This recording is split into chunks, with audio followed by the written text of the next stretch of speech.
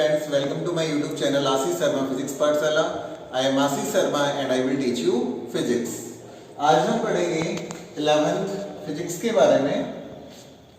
अभी देखिए आपने जस्ट 10th पास आउट है, आपने पढ़ी है साइंस और हमें अब साइंस से जाना है फिजिक्स पर। आज का जो हमारा ये लेक्चर है ये इसी बात पे रहेगा, साइंस से फिजिक्स। देखिए साइंस में आपने क्या पढ़ा, जब आपने 10th क्लास की साइंस पढ़ी तो आपने उसमें अलग अलग टॉपिक पढ़े। जैसे कहीं आपने भोजन के बारे में पढ़ा, कहीं आपने मानव तंत्र के बारे में पढ़ा, कहीं आपने मानव तंत्र में कोशिकाओं के बारे में, उत्सर्जन तंत्र के बारे में,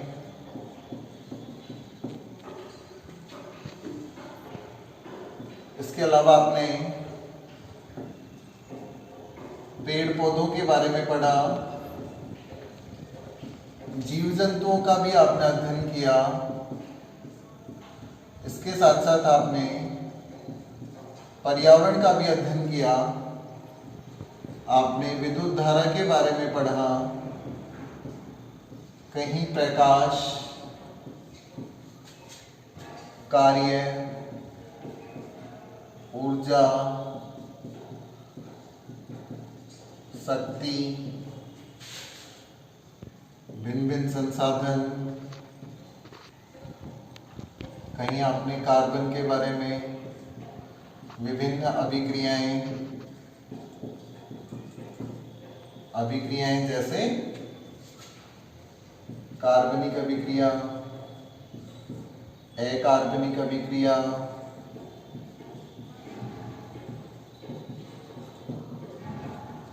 इसके अलावा और भी बहुत सारे प्रकार की अभिक्रियाएं पढ़ी आपने। इसके साथ साथ आपने जैसे रेडॉक्स अभिक्रिया, विस्थापन, द्विविस्थापन, ये सब आपने अभिक्रियाएं पढ़ी होंगी। इतना सब कुछ आपने 10th साइंस में पढ़ा। अब हम बात करेंगे कि देखिए physics, and physics is the branch of science. सबसे पहले हम साइंस की ही बात करेंगे।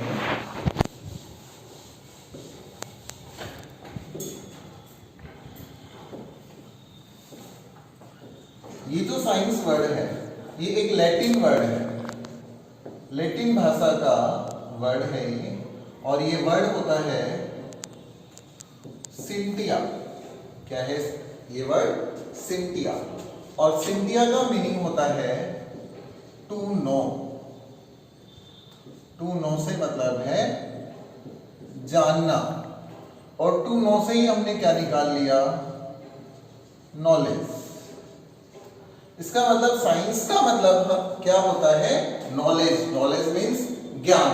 और वास्तव में साइंस में हम ज्ञान ही प्राप्त कर रहे हैं, क्योंकि हमने पढ़ा, कहीं हम मानव तंत्र के बारे में बात कर रहे हैं, कहीं हम अभिक्रियाओं की बात कर रहे हैं, कहीं हम जीव जंतुओं की बात कर रहे हैं, कहीं हम पेड़ पौधों की बात कर रहे हैं, कहीं हम प्रकाश की बात कर रहे हैं, कहीं विद्युत धारा हम पढ़ रहे हैं, कहीं कार्य, बल, ऊर्जा, ये सब चीजें पढ़ रहे हैं। इसका मतलब हमारे दैनिक वातावरण में क्या हो रहा है उसका जो अध्ययन है, उसका जो ज्ञान है, उसे ही हम क्या कहते हैं? विज्ञान। विज्ञान की परिभाषा आपने पढ़ी होगी। विज्ञान मीन्स प्रकृति के क्रमबद्ध एवं सुव्यवस्थित ज्ञान के अध्ययन को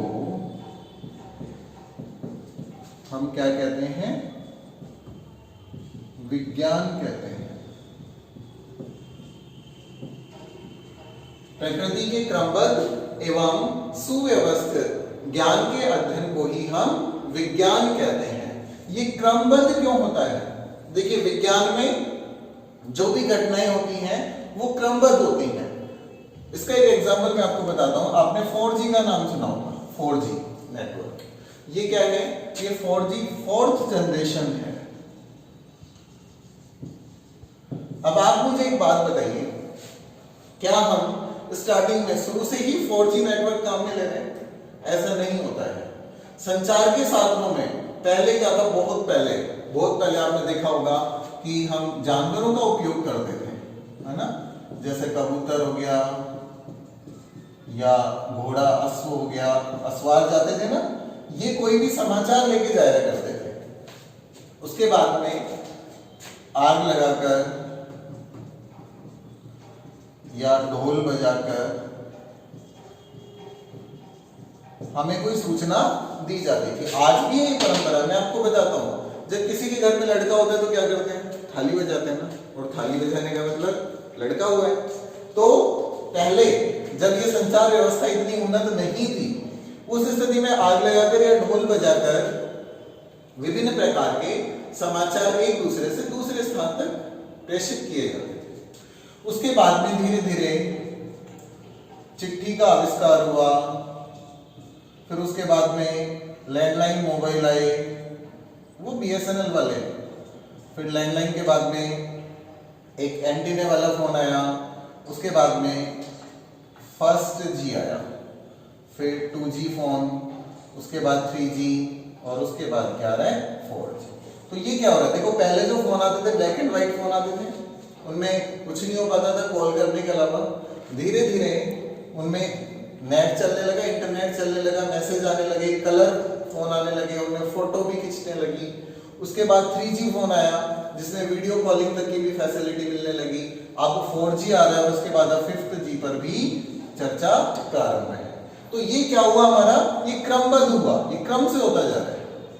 ऐसा हुआ क्या कि पहले अभी 4G आया हुआ, 4G के बाद 3G आ जाएगा? ऐसा पॉसिबल है क्या? नहीं। ये systematic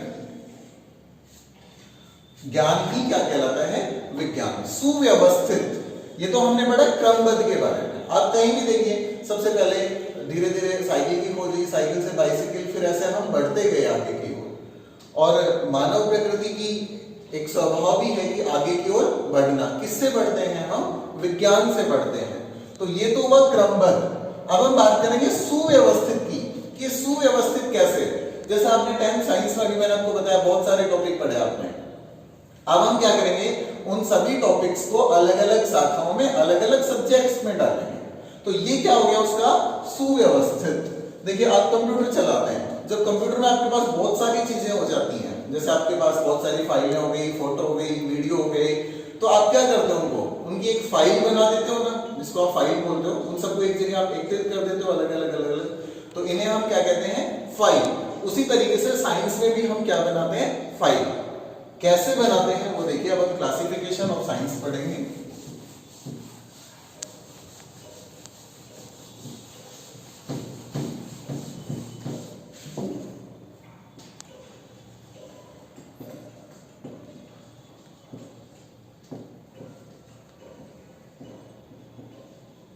this one is classification of science. ये हमारे पास है साइंस। क्लियर? इस साइंस को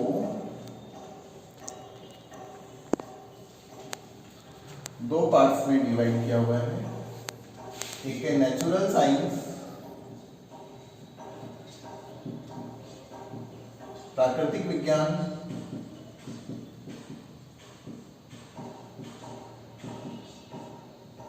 और दूसरा है आपके पास मैथ्स, मैथमेटिक्स, गणित, है ना? अब हम बात यहां साइंस की करेंगे। जो गणित है वो भी साइंस का ही एक पार्ट है। अभी हम यहां विज्ञान की बात करेंगे। इसे बेसिकली हमने 3 भागों में बांटा है। भौतिक विज्ञान,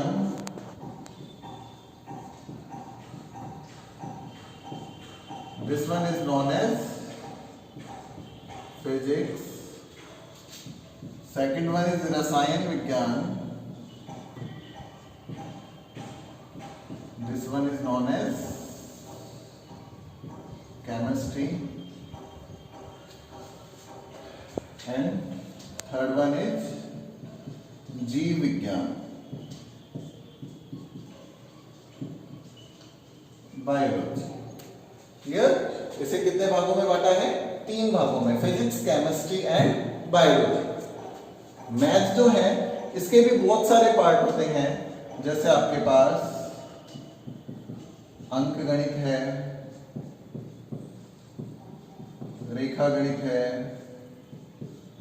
द्विमीय और त्रिविमीय निर्देशांक पद्धतियां हैं, प्रायिकता है, त्रिकोणमिति है, अवकलन है, समाकलन है, और भी इसकी बहुत सारी शाखाएं हैं। इसी प्रकार जो आपकी भौतिक विज्ञान, रसायन विज्ञान और जीव विज्ञान है, ये किसके पार्ट है? विज्ञान के। अब देखिए भौतिक विज्ञान, भौतिक का मतलब है यहां भौतिकी अर्थात प्रकृति। इसमें हम क्या करते हैं, हमारे प्रकृति में जितनी भी चीजें हमारे चारों तरफ घटित हो रही हैं उनका अध्ययन हम किसमें करते हैं? भौतिक विज्ञान में। क्या हुआ कि आपने एक स्विच ऑन किया और आपका फैन ऑन हो गया, आपने किसी जनरेटर में ईंधन ऊर्जा के रूप में ऑयल डाला और बदले में आपको विद्युत धारा प्राप्त हो रही है।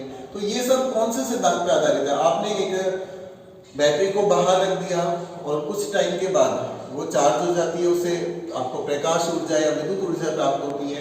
तो इन सब में कौन सी मैकेनिज्म है, ऐसा क्यों हो रहा है, ये सब हम किसमें पढ़ेंगे? भौतिक विज्ञान में।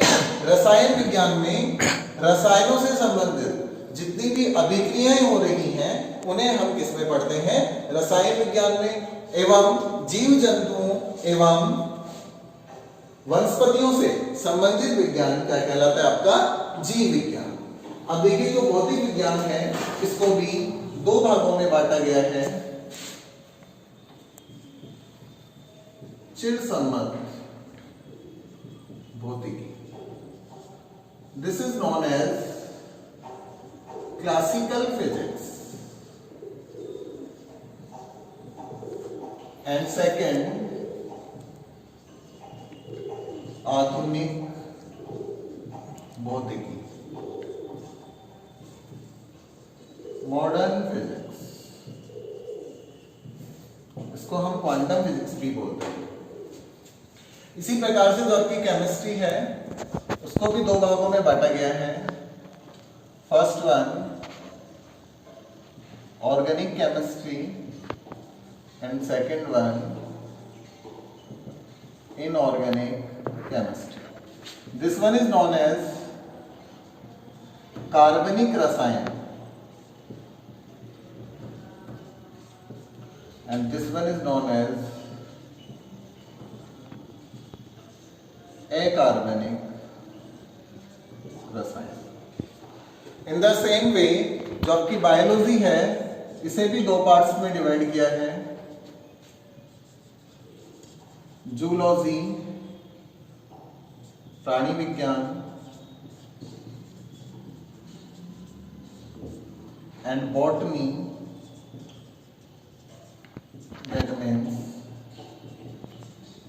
वनस्पति विज्ञान. तो अब आपको समझ आ गया होगा इस क्लासिफिकेशन को देख के कि आप 11th और 12th क्लास में क्या पढ़ने वाले हैं. अगर मैं फिजिक्स की बात करूं, देखिए जो फिजिक्स है ये बना है, एक ग्रीक वर्ड है फ्यूसिस. एक ग्रीक वर्ड है फ्यूसिस. इसकी उत्पत्ति किससे हुई है? फ्यूसिस से. और फ्यूसिस का मतलब होता है नेचर अर्थात प्रकृति. तो प्रकृति में होने वाली जितनी भी प्राकृतिक घटनाएं हैं उन सबका अध्ययन हम किसमें करते हैं? भौतिक विज्ञान में करते हैं. इसे भी हमने 2 शाखाओं में बांटा है, चिरसम्मत भौतिकी और आधुनिक भौतिकी. 1900 से पूर्व की जो भौतिकी है उसे हम चिरसम्मत भौतिकी कहते हैं और यह प्राय न्यूटन के नियमों पर आधारित है. जबकि वर्ष 1900 के बाद की जो भौतिकी है इसे हम आधुनिक भौतिकी कहते हैं और यह प्राय प्रकाश के द्वैत सिद्धांत, या इसे हम क्वांटम सिद्धांत भी कहते हैं। यह क्वांटम सिद्धांत पर आधारित है और यह न्यूटन के नियमों पर आधारित है। इसमें आप कार्बन एवं कार्बन से संबंधित अभिक्रियाओं का अध्ययन करते हैं। इसको हम फिजिकल केमिस्ट्री भी कहते हैं। प्रकृति में अन्य जो अभिक्रियाएं हो रही हैं उनका अध्ययन हम अकार्बनिक रसायन में करते हैं। जूलॉजी में हम प्राणियों से संबंधित जितनी जैविक क्रियाएं होती हैं उनका अध्ययन हम जूलॉजी में करते हैं। और वनस्पति पेड़ पौधों के अध्ययन को हम वनस्पति विज्ञान कहते हैं।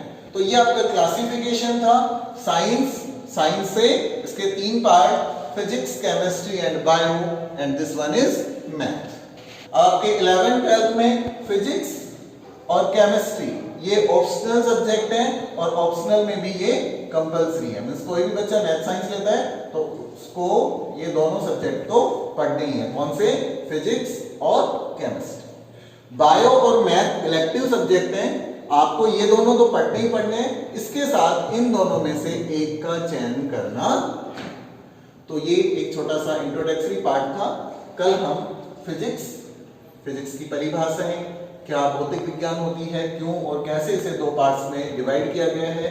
इस चिरसमक भौतिकी की भी आगे बहुत सारी शाखाएं होती हैं, आधुनिक भौतिकी की भी आगे बहुत सारी शाखाएं होती हैं, जिनका अध्ययन हम अगली क्लास में करेंगे। Thank you for watching.